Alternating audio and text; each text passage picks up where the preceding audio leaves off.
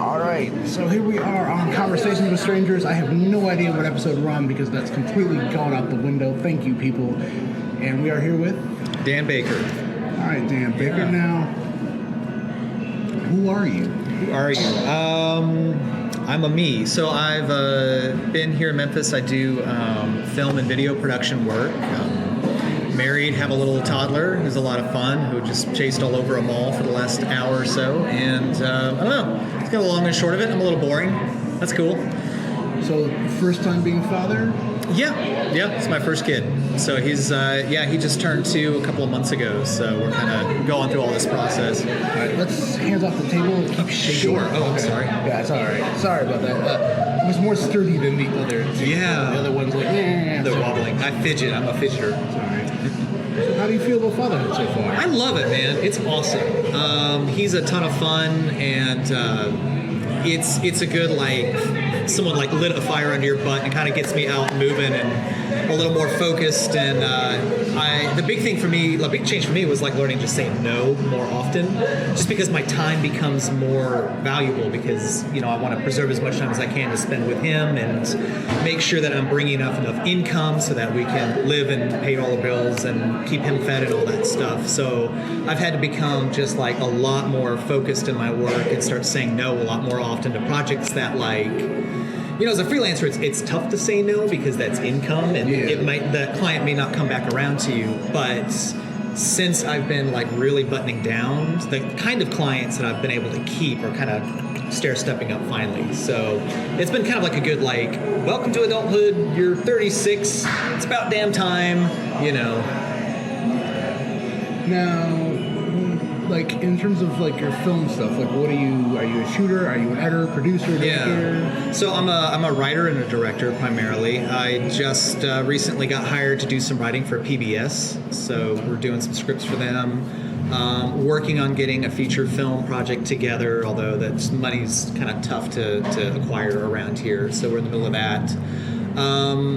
If you're familiar with Indie Memphis, I won one of their indie grants this past year with a script I wrote. Nice. Yeah, to shoot. It's a short film called Dysphoria, and so we started that process in the spring, and we've got to finish up this next spring. So where does that interest in film come from? It's hard to say, man. I traced it back.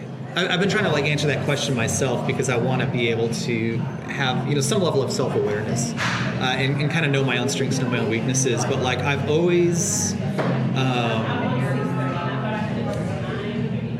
I don't know, man. I've never really been able to answer this question, but I love making things that other people can enjoy. So when I first got my Nintendo when I was 8 and had so much fun with that, I got out my notebooks and started drawing levels. And I eventually learned how to program and wanted to make video games. And I don't know if you remember Doom, first person shooter.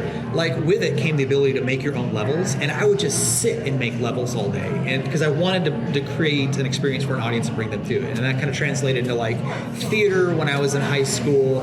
I went into music in college, and kind of what I eventually, towards the end of my music career, if you could call it that, what I was really more into was doing live kind of rock operas where you're telling a story that continues song to song. And the last band I was in was called Danger Couch. And we were kind of There Might Be Giants. We're a gag funny band, right? With silly songs. And we weren't very good, but we wanted to do at least one big blowout show a year. So we picked Christmas. We wanted to do a Christmas show.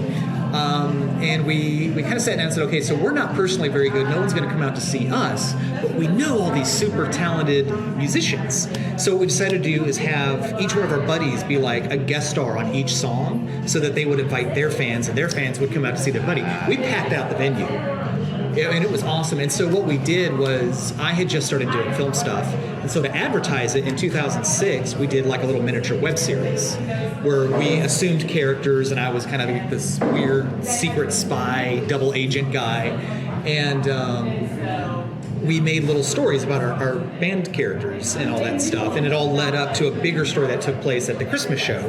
And so we would play a couple of songs, then play 5 minutes of a short film, a couple more songs, 5 more minutes of the film, and so it all kind of wove together to tell a story. And by the second year, we had people it was like we did it like an American Idol live show where at one point I get picked up and thrown off stage by stagehands. Oh, jeez. And then so I duck out a door, run around the building, change costume into this crazy 80s hairband guy, and jump back on stage as another character. Well, while I'm doing all that stuff, what I'm really supposed to be doing behind the scenes, there's a guy with a camera chasing me around, and I'm throwing stuff and getting angry and all that junk. And then, anyways, so it was kind of like this interactive live show thing.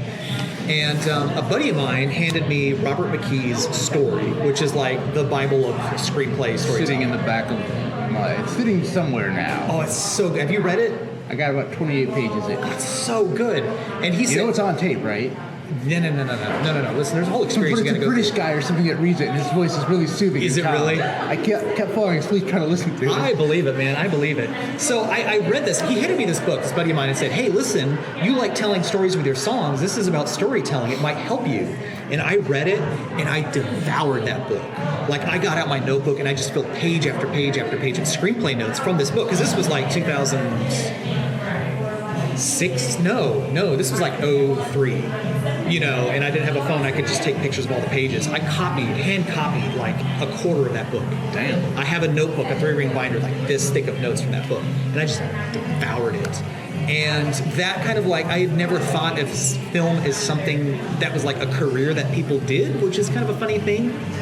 But like, I was like, right, people get paid to make movies. And like, I would always run around with my mom's handy cam and all this stuff. So it kind of felt like it took like this creative bent that I had from making video games and brought over this thread from music. And I always wrote. I practically failed English in high school, but I entered a novel writing contest, and my teacher loved it so much she gave me the 9th grade English award, which always goes to the kid with a 4.0. I got it with a C. Yeah. So it took all these threads and tied them in a little bow right in the middle, and that wound up being film for me. And so as soon as my feet hit that, and I'm a nervous, awkward, anxious guy, complete introvert, I get on stage, on set, and all that just goes away, and I just do my thing, So, I don't know. It's just what I do. Now, there were several threads in there between the music and the video games and everything. Are you still actively gaming? I'm not. No. Like the last big fascination was like StarCraft and Warcraft 3. Like we'd go to like the computer lab at high school and play that obsessively. And really, once I graduated high school, the interest just died immediately. And I don't know why, but I don't know. But at that point, I was doing music, and I was like recording in my little home studio and stuff. So, all right. So you've read Story. Yeah. What's like the other book that's kind of like there for you in regards of like screenwriting and everything? Some people have Save the Cat. There's this one that I read from the Reno 911 guy, how to make movies for fun and profit, and he spells it with money. I've read a lot of them. Sid Field's screenplay is really good. I've read everything from like Aristotle's book. Like I obsess. I love this stuff. I genuinely love it. The book that really helped me turn a corner was actually Flannery O'Connor's Mystery and Manners, where she's talking about her writing process. And that for me was just like if you could call it like the spiritual aspect of writing, that's where like the rubber finally met the road for me. And it's kind of an intangible. I don't know really what I could say about it other than I just had a sense of like, oh yeah, this is writing. I don't know. Are you a pen and paper guy, or are you all computer? Oh, I'm all computer. No, I mean I'll hand take notes because it helps me remember. Yeah. But I need the computer because I need to edit, and that's kind of my process, is to basically just vomit up a bunch of just junk, and then just go through and pick it apart and rearrange it and all that stuff, So I use Control-Z a lot, I need that. I can't do that with paper. So then we've kind of going through a lot here, and it's just like it's just interesting because every one of these conversations is somewhat different, and I try to always go somewhere, but lately it's just people are taking me places that I never thought. Like, you said that we have a lot of similarities here. Sure. Clearly. Because you're a filmmaker too, right? Yeah.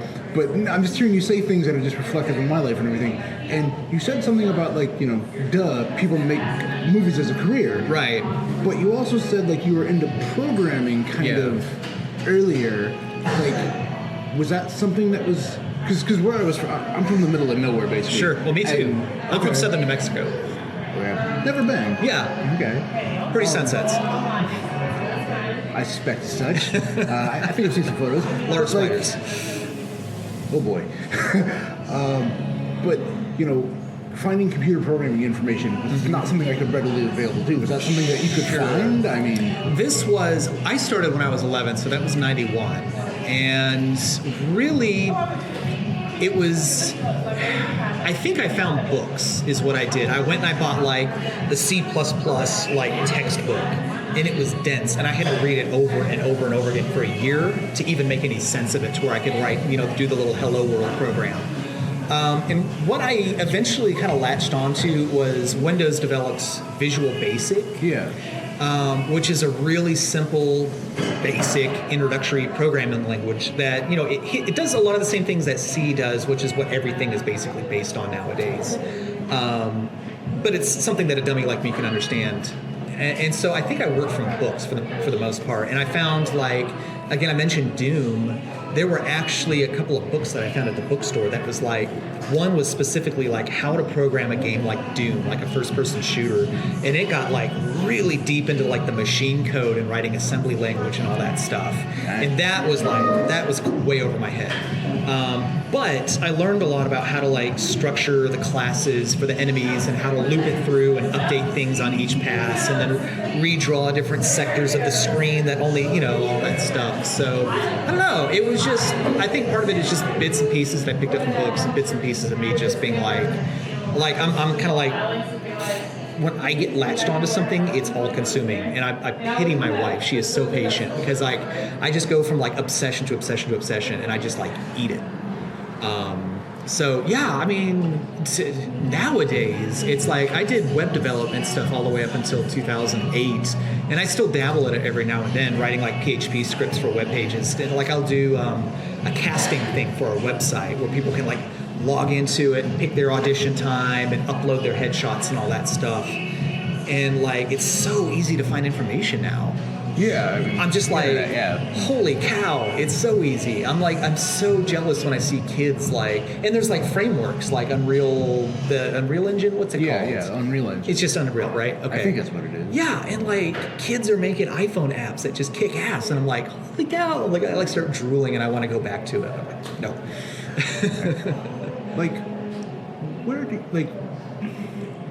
Where does that idea for like what do you like to write? Like where does that idea come from? Man, I'm in the middle of like changing how I think about that stuff. Not even changing my approach, but like changing like what the question really means. Because like it used to be that like any random stray idea that entered my head, I'm like, oh, it's my next masterpiece. I'm gonna write it down, and I've got a folder full of that stuff, and it's all terrible. So with Dysphoria is the one that won the grant, and it's really the first thing that I've written that I felt like people other than my mom were kind of into, like legitimately like, oh, this is good, Dan. After like 10 plus years of writing screenplays. So I feel like I've earned it, I can say that. I have a hard time singing my own praises. I don't like doing it anyways. So with Dysphoria, my intent was, I sat down and I said to myself, I want to write something different. Because I've been trying to push myself as like this sci-fi writer, and I just wasn't very good at it. But that's what I wanted to do. And I started following, there's a director in particular, Scott Derrickson, who did Doctor Strange. He did Sinister, which is a really great horror film. He talks a lot about his process and how, he grew up as a conservative evangelical Christian. And he never would have thought making just bloody horror films was his thing. But the more he thought about it, one, he was good at it. That's what he's good at, so that's what he should do. But two, like, how much of like the evangelical culture, whether it admits it or not, is really just fear obsessed, And so it made sense for him as, a Christian to come out of that and make horror films. And so I kind of sat down and I said, okay, so what am I good at? What can I actually do well? Not what I want to do, but what am I good at? And I thought, okay, so what I'm good at is writing my characters into a corner where they have to choose like a bad decision and a bad decision, and finding a way to find that third synthesis option that is like unexpected and pops them to another level, right? So I thought, okay, so that's what I want to do. So I want to set myself up for a challenge. I'm going to have to write myself out of this challenge. I thought I should try and make a film where I make the audience afraid of some completely random household object. And I looked down at my desk and there's a mug of coffee. I thought, okay, I'm going to make the audience afraid of a cup of coffee. So how would I do that? And so from that snowballed this story about this guy who he's recovering from a head injury, right? And he desperately wants to be in the delivery room with his wife when she gives birth, right? And this is right in the middle of, going through that myself. He desperately wants to be there, so he starts taking risks and gambles with his own recovery, right? So a lot of the story is him, like, seeing things that he knows, like, he hallucinates and he knows he's hallucinating, but he tunes it out. He says, no, I'm going to push that aside. I'm going to fight through this, right? And so one of the things that keeps coming up is a cup of coffee keeps randomly appearing in his house. And the audience comes to understand throughout the rest of the story that this is when he's about to break, that coffee shows up. So you get to this point at the end of the film when things are really on this precarious place, and he turns around the corner and there's a cup of coffee, and shit's about to hit the fan. And so I'm starting to, instead of coming up with this, one of my first films was John Gray. It's a steampunk film about a guy who is very meticulous and controlled and wants to study and understand everything, but his marriage is falling apart, right? And so it's this process of him breaking out of the shell that he made for himself. It's the artwork came first, the steampunk world kind of came first, and I kind of built the story around it. And the weakest part of that film was always the story. So instead of doing that, to kind of come at things and say, okay, I'm observing the world, I'm seeing things, what's happening politically, what's happening socially, and all that stuff. What do I think about that stuff? Making sure that I'm reading stuff so that when I sit down and I have a problem that I need to solve on the page, I can, instead of trying to wait for the muse and have some sort of out of nowhere brain genius thing, instead of trying to expect that, it's more like problem solving. You know what I mean? You try to come up with a solution. Yeah, it's more like finding a question and then using the story to kind of explore the answer sort of thing, instead of, it's almost the other way around, having the answer, what was weak about John Gray was the answer was well, yeah, dummy, if you ignore your wife, she's going to become, disillusioned with your marriage and leave. Yeah. We all know that. We don't need to think about that. Yeah. So I kind of had the answer first and was trying to build a big question around it, and it didn't work. So instead, it's looking at the questions out in the world and trying to navigate that. So I don't know. It's a tough thing to kind of talk about in tangible terms. I don't know. All right. Well, we've come to our time. I always like to end these with, you get to ask me a question. Okay. So you're from out of town, right? And how long have you been here? 8 months, 7 months. 8 months. And where'd you come from? I am coming from Miami, but I'm from Michigan. You're from Michigan. Okay, so why Memphis? My girlfriend got a significantly better paying job. It's her fault. Awesome. But it's interesting that you're the first person I met that kind of works in the field here. Sure. It's just there doesn't seem to be a lot of work in the field here.